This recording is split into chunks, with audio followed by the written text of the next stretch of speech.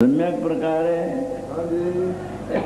આત્મારામ થયો, આત્મારામ થયો. નિજપદ રમે સો રામ કહીએ, નિજપદમાં રમે તેને રામ કહીએ, તેને આત્મારામ કહીએ. નામ તો આત્મારામ ઘણા ના હોય છે.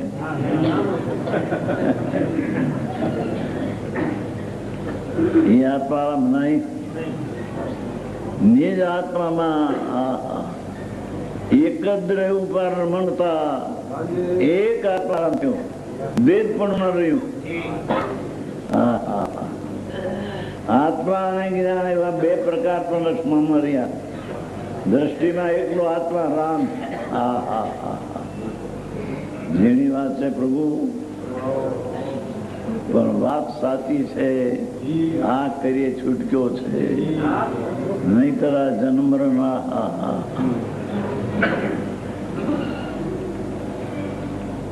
હમણાં તે હોનગરમાં હોસ્પિટલમાં એક ડાક્ટર હતો, બેઠો હતો. એમાં એક નાગણી નીકળી. એને ખબર નહીં કે નાગણી નીચે પગ આવ્યો નાગણી ઉપર. એમાં એનો રસ વાગ્યો, તેને મરી ગયો.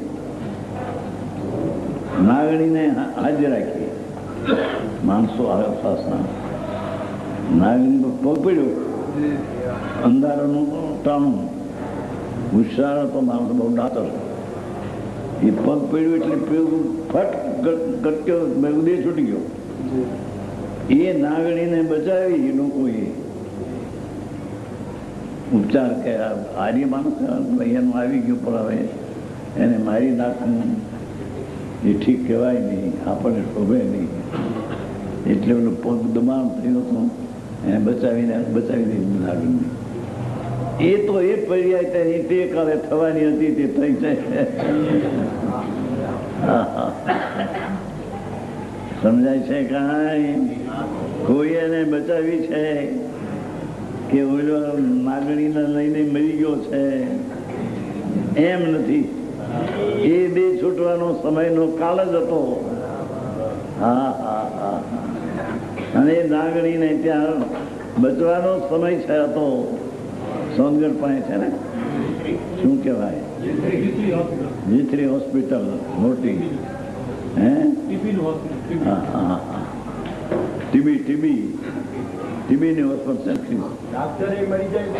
ડાક્ટર મરી ગયો.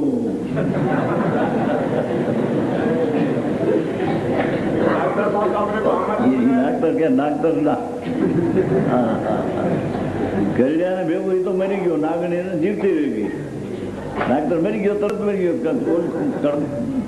ઝેર, નાગણીનું ઝેરનો પગ આવ્યો ને, મારો ડંખ પગમાં ઉડી ગયો. ખરાબ. એને પણ ભાવનગરનો એક ડાક્ટર હેમંતકુમાર પાટણીના સગો, પાટણી હતા ને, પાટણીયા પ્રભાશંકર પાટણી, એનો હગો હોસ્પિટલનો મોટો ડાક્ટર, સર્જન. એ કોઈનો ઓપરેશન કરતો હતો. એમાં એકદમ કે મને કંઈક થાય છે. એ મને થાય છે એમ કે ખુરશી બેઠો, ડાક્ટર ઉડી ગયો.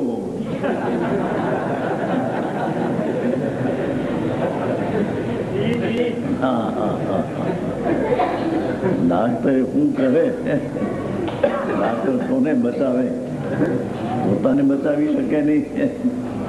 જે સમયે દેહ છૂટવાનો પ્રભુ, તે સમય નક્કી નિર્ણય છે. તે સમયે દેહ છૂટી જવાનો. મોટો હોસ્પિટલનો સર્જન હો કે લાખ રૂપિયાના મહિનાનો પગારદાર હો, મોટા મોટા ડાક્ટર હોય તે, જેના લાખ લાખ રૂપિયાના પગાર હોય, એક ક્ષણમાં દેહ છૂટવાને સમય આવ્યો. બેવું દેહ છૂટી જાય, ફરાક નહીં. એક આત્મારામ રીત છે ધ્રુવ. એને પકડ, એને પકડ ને એનું જ્ઞાન ને એની શ્રદ્ધા કર અને એનું આચરણ કર. મહાભારતનું આચરણ કર ને એ નથી કહ્યું આમાં.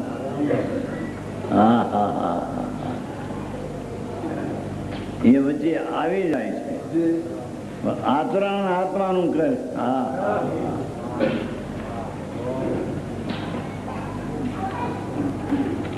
આત્મા તો નથી સ્ત્રી, નથી પુરુષ, નથી પાવૈયો, નથી ત્રિદંત, નથી મનુષ્ય, નથી દેવ, નથી નારકી, નથી કીડો. એ બધા જડના લક્ષણ છે. ભગવાન આત્મા.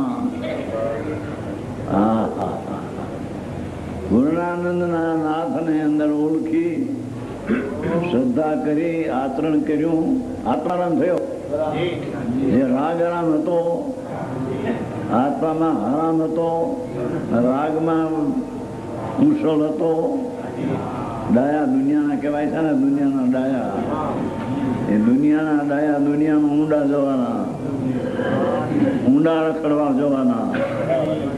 હા હા હા હા, જ્યાં દુનિયાના ડાપણ કામ આવે નથી જરીએ.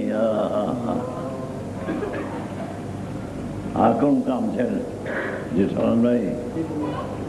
આવું તો સત્ય તો વાત છે, મેં કાને પડવી જોઈએ. આવી વાત છે બાપા, જાવું છે ને. હા હા, આવી વાત ક્યાં છે કે છે એ આત્મારામ થયો તે હું એવો અનુભવ કરું છું. જોયું? આત્મારામ થયો એવો અનુભવ કરું છું.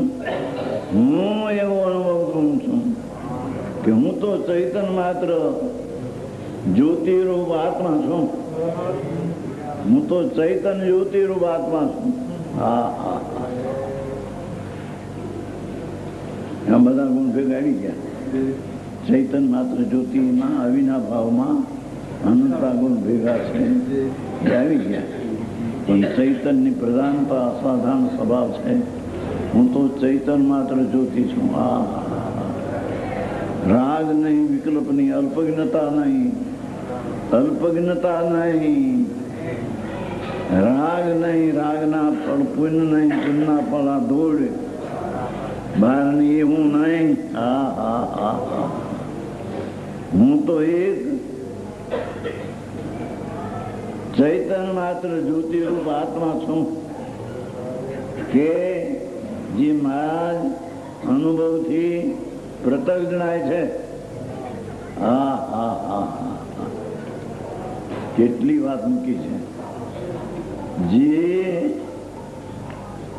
અનુભવથી, મહારાજ અનુભવથી, હા હા, કોઈ ગુરુ ને દેવની શાસ્ત્રથી નહીં. હા હા હા, મહારાજ અનુભવથી. હા હા હા, હું ચૈતન્ય જ્યોતિ છું જે મહારાજ અનુભવથી છે ને. મહારાજ અનુભવથી પ્રત્યક્ષ જણાય છે. મહારાજ અનુભવથી પ્રત્યક્ષ જણાય છે. હા હા હા હા, ગાથા બહુ અલૌકિક. હું ચૈતન્ય માત્ર જ્યોતિરૂપ આત્મા કે જે મહારાજ આત્મામાં અનુભવથી જણાય છે. હા હા હા, હવે કે હું કેવો જુદો છું કોનાથી? છું એ ચૈતન્ય માત્ર જ્યોતિ છું, પણ કોનાથી જુદો છું એનું જ્ઞાન કરાવે છે.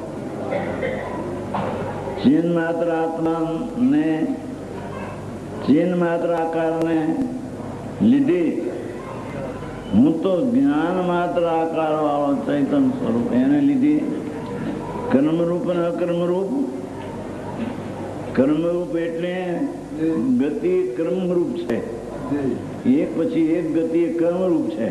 અને અકર્મ એટલે જોગ ને દિશા અને જ્ઞાન અક્રમ એક સાથે છે. અક્રમ એટલે પર્યાય અક્રમ ફરે એ વાત નથી. પર્યાય તો કર્મ જ છે, પણ આ અક્રમ એટલે કર્મ એટલે ગતિ એક પછી એક કર્મરૂપ, એ પણ નહીં. અને અક્રમ એટલે જોગ ને દિશા ને કસાય ને જ્ઞાન એ કાર્ય હોય, એ પણ પર્યાય, એટલો એવું નહીં. અક્રમ બધી સામે અક્રમ બધ આવ્યું. એ કર્મ ની સામે અક્રમ નથી. અક્રમ એક અક્રમ એ ક્રમસર છે. શું કીધું કે એક પછી એક ગતિ છે તે ક્રમસર છે, પણ ક્રમસર કાળે જોગ, નિશા, કષાય, રાગ આદિ જે એક સાથે છે એને છે તો પર્યાયમાં, છે તો કર્મબદ્ધમાં આવેલા, પણ એક હારે છે એના અકર્મ કે છે. એક હારે છે માટે અકર્મ કે છે, અને ગતિ એક હારે નથી તેને કર્મ કે છે. સમજાણું કઈ? પાછું કર્મ કર્મ એમ નથી કે ક્રમબદ્ધ છે ને અકર્મબદ્ધ પણ છે આત્મા, એમ નથી. હા હા હા હા. અક્રમ એટલે એક સાથે જોગ, નિશા, કષાય, ગતિ એક હારે હોય, એક હારે તો એને અક્રમ કહેવાય, અને એક પછી એક ગતિ થાય તેને ક્રમ કહેવાય. એ ક્રમ રૂપ અને અક્રમ રૂપ તે હું નથી. હા હા હા હા. સમજાય છે કાંઈ? હું કર્મરૂપ, સમસ્ત કર્મરૂપ મારો ભગવાન ચૈતન્યાત્મા નો આકાર, એને લીધે હું સમસ્ત કર્મરૂપ ગતિ એક પછી એક ગતિ થાય તે ક્રોધ પછી માન પછી લોભ એ બધા ક્રમ કહેવાય. પણ એક હારે ક્રોધ, નિશા અને જોગ એ અક્રમ કહેવાય. સમજાય છે કઈ આમાં? ક્રમવર્તી આમાં ફરતું નથી. ક્રમબદ્ધ જે છે એ તો ક્રમબદ્ધ જ છે, આ તો અક્રમ એટલે એ ક્રમબદ્ધમાં છે, પણ એક હારે છે માટે અક્રમ કીધું છે. જોગ છે, નિશા છે, રાગ છે, ઇન્દ્રિય છે, ભાવેન્દ્રિય છે, એ બધું એક હારે છે. એક હારે છે તેથી અક્રમ કીધું, પણ છે તો ક્રમબદ્ધમાં આવેલું. હા હા હા. સમજાણું કે આમાં બહુ કર્મબદ્ધ કહેવાય છે માટે અક્રમ આવ્યું ને. કર્મબદ્ધ સમય સમય કર્મબદ્ધ થાય, હાડોળું ન થાય, અક્રમ આવ્યું. પણ એ અક્રમ ની વ્યાખ્યા બીજી છે. એક સાથે જોગ ને નિશા આદિ છે એથી અક્રમ કીધું, અને ગતિ એક પછી એક મનુષ્ય ગતિ, દેવ ગતિ, નર એક ગતિ કઈ એક સમયમાં બે ગતિ ન હોય, માટે તે ગતિ એક પછી એક હોય તેને ક્રમ કહેવાય, અને જોગ ને નિશા એક હારે હોય તેને અક્રમ કહેવાય. છે તો બે ક્રમ, ક્રમબદ્ધ ઉત્પન્ન થાય છે.